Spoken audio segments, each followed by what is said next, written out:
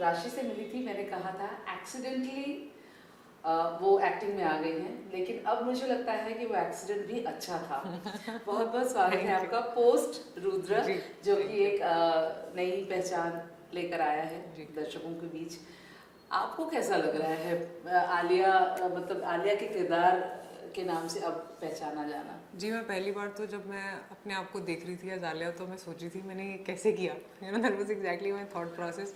लेकिन अब जब लोग आलिया चोकसी के नाम से बुला रहे हैं, मतलब शायद उनके दिल में एक्चुअली घुस गया है वो किरदार, और आई थिंक वो बहुत ही एक अच्छी बात है। I think as an actor that's what we want, और शायद मैं बहुत ही आई एम वेरी लकी कि मुझे ऐसा किरदार मिला निभाने के लिए जो लोगों को भी पसंद आ रहा है। तो खुशी तो बहुत है, लेकिन आई थिंक टाइम नहीं है वो खुशी को एक्सेप्ट करने के लिए, बिकॉज ऑल्सो मैं शूट करती जा रही हूँ। तो लोग मेरे से पूछते हैं, जैसे आप आज पूछ रहे हो तो हाँ मैं बहुत खुश हूँ, फिर बैक टू सेट। तो मैं आपसे वही कह रही थी कि उस किरदार का इंतजार रहता है हर एक एपिसोड में कि आएगी कहीं से कुछ करेगी, कुछ करने आएगी, और आपको फिर से वो एक मिस्टीरियस थॉट पे छोड़कर जाएगी। जी जी जी। सो आसान नहीं होता है अपनी आंखों से और अपने एक्ट से उस किरदार को एस्टैब्लिश करना। सो क्या कंफर्टेबल थी शुरुआत में, या यू न्यू और ये होता गया as an when it came? तो आई थिंक मेरे अंदर हमेशा से ही बहुत सेल्फ बिलीफ रहा है। इनफैक्ट जब मैंने पहली बार ये पूरा स्क्रिप्ट पढ़ा था या अपने किरदार के बारे में लर्न किया या जो भी वॉट एवर आई अंडरस्टूड, डर तो बहुत था, क्योंकि मुझे लग रहा था कि या तो ओवरबोर्ड जा सकता है या फिर बिल्कुल इम्पैक्ट नहीं करेगा अगर मैंने ठीक से नहीं किया। तो आई थिंक उसमें मेरा director sir and Ajay sir was a huge support, क्योंकि उनके कंफर्ट की वजह से आलिया है आज। अगर वो कंफर्टेबल नहीं होती मैं, तो वो दिखता स्क्रीन पे, शायद वो केमिस्ट्री भी कभी अच्छी नहीं आती अजय सर के साथ। तो I think I have to thank them and my director, and सब केमिस्ट्री की भी बात कर रहे हैं वो इसीलिए शायद, क्योंकि इतना कंफर्ट था तो मैं उतने अच्छे से कर पाई। तो अजय देवगन का के कौन से फॉर्म से ज़्यादा रूबरू हो पाई है? उनका वो विटिनेस जो हमेशा रहा है, या फिर वो जो एक सीरियस फेस रहा है? जी, मैंने ना मोस्टली सीरियस फेस ही देखा उनका। मुझे अब लोग बोलते हैं कि उन्होंने कि वो प्रैंक खेला या नहीं। मैंने कहा प्रैंक, मतलब मैं पहले रिलेट नहीं कर पाई, फिर मुझे समझ आई कि सर ऐसे भी हैं। लेकिन आई थिंक मेरे साथ शायद वो इसलिए सीरियस भी थे क्योंकि उनको समझ आ गई थी कि इसके लिए बहुत मुश्किल है और मैं इसको तंग नहीं करता बेचारी, लेकिन अपना काम करती है। तो I think may be hopefully second season में वो शुरू करेंगे प्रैंक्स अगर करेंगे, एंड आई रियली होप कि हम लोग एक मूवी भी करें, because I was telling sir, I said sir अब तो एक सोशियोपैथ की तरह मैं आई हूँ, I would love to do like a normal girl role in a film with you. बिल्कुल, और वो जिस तरह से उनका प्रोडक्शन खुद का है, and he always gives opportunity and tries out people, जो और स्पेशली एक एक्टर जिनके साथ वो काम कर चुके हैं ऑलरेडी एक सीरीज में। सो अभी योद्धा की शूटिंग चल रही है, सो बिल्कुल अलग है ना उसमें, तो ये ऐसा बिल्कुल अलग है। लोग उसको देखेंगे और बोलेंगे अरे ये वही लड़की है। जी, तो आई थिंक वो किरदार बहुत ही अलग है, बहुत ही स्ट्रॉन्ग हेडेड वुमन है। ऑफ कोर्स सिद्धार्थ के साथ एक रोमांटिक एंगल भी है, गाने वाने वो सब है, लेकिन बहुत अच्छी स्टोरी भी है और बहुत अच्छा किरदार भी है। तो I am just like waiting कि अब वो भी रिलीज हो तो लोग देखेंगे ये कम्प्लीटली ऑपोजिट है, जो it helps as an actor to establish yourself, क्या हम ये भी कर सकते हैं और हम ये भी कर सकते हैं। मद्रास कैफे की वो लड़की और आज की राशि, कितना फर्क खुद में देखती है?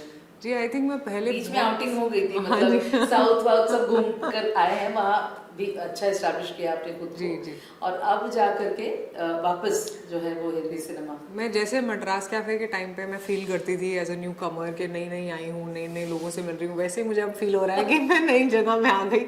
ऑल्दो है ये मेरा घर ही, this is where I started. Yeah so I think I feel like a newcomer here, and the journey is been great. और I think as a person also मैं बहुत बदली हूँ, बिकॉज जब मद्रास कैफे में थी तब कुछ आइडिया नहीं था फिल्मों का, किरदारों का। हाँ, बस कर दिया, एक्टिंग कर दी, और समझ नहीं थी, वो समझ आई धीरे धीरे। वक्त भी बहुत बदला है ना। जी 360 डिग्री चेंज हुआ है। जी। तो I think as a person भी मैं डेफिनेटली इम्प्रूव हुई, एज एन एक्टर भी मैं इम्प्रूव हुई। और बहुत अच्छा ये हुआ मेरे लिए कि South was like a base for me to grow and learn as an actor, जो शायद अब मुझे लोग देखेंगे वो एज एन एक्टर देखेंगे कि अब मैं निखर गई साउथ में, मैं वापस आ गई।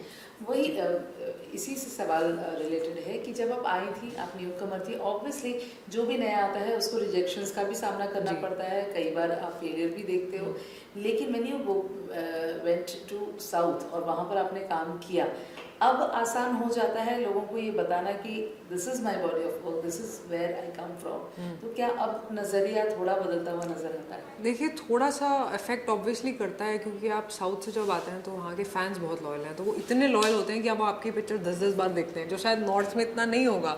एंड आई थिंक बिकॉज वो इतना वॉल्यूम ऑफ वर्क देख लेते हैं, तो ऑफकोर्स उनको ये पता होता है कि आप किसी रीज़न से फेमस हैं साउथ में। और मेरे लिए ये अच्छा था कि साउथ में they already know that I done film जहाँ मैंने एक्टिंग करी है, सिर्फ सुंदर लड़की नहीं एक्टिंग कर सकती है।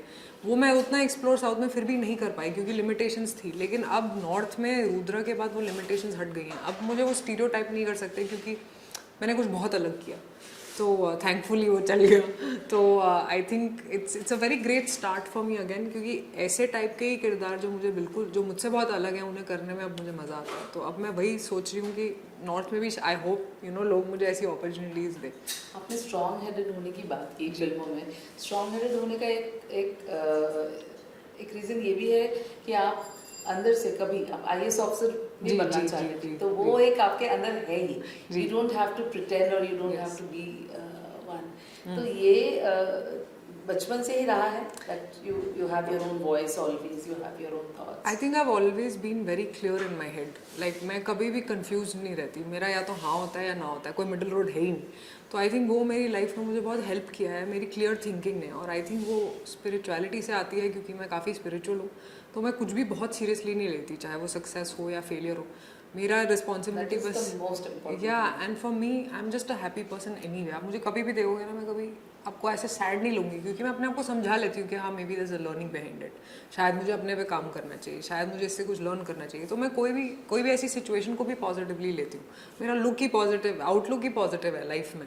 तो of course I mean as a person I am spiritual and as a person it's helped me grow even as an actor. तो आई थिंक वो स्ट्रॉन्ग हेडेडनेस वहीं से आती है। फिल्मी कोई दोस्त बनाया आपने? जी मैं बहुत ही ख़राब हूँ दोस्त बनाने में।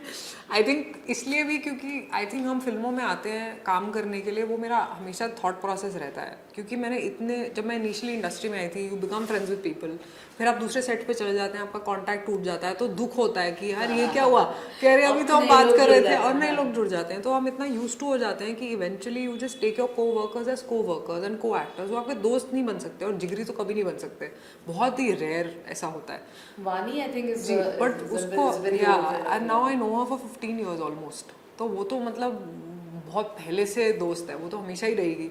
और मेरा खुद का एक गैंग ऑफ फ्रेंड्स है, from Delhi, from Chennai, from Hyderabad, Bombay में भी मेरे 2 दोस्त हैं। तो वो जब ऑलरेडी हैं तो मुझे इंडस्ट्री में क्या करना है दोस्त बना के, बन गए ऑटोमेटिकली, तो there is no issue. But I still feel के बिकॉज हम एक फिल्म से दूसरी फिल्म में जाते हैं, टाइम नहीं बचता दोस्ती यारी का, वो कॉलीग्स ज़्यादा होते हैं। या कॉलीग ज़्यादा होते हैं। जी जी जी, थैंक यू सो मच। और मुझे लगता है कि अब योद्धा के टाइम पर जब मिलेंगे तो ऑब्वियसली एक और ज़्यादा इवॉल्व होकर, या मुझे वैसे भी लग रहा है कि बिकॉज एक तो स्ट्रॉन्ग हेडेड, और जो आपने कहा कि जीवन में इतना सीरियसली कुछ नहीं लेना चाहिए, that is the most important thing. So that's the mantra of our life. Yes, that's what I feel. Thank you so much, thank you ma'am.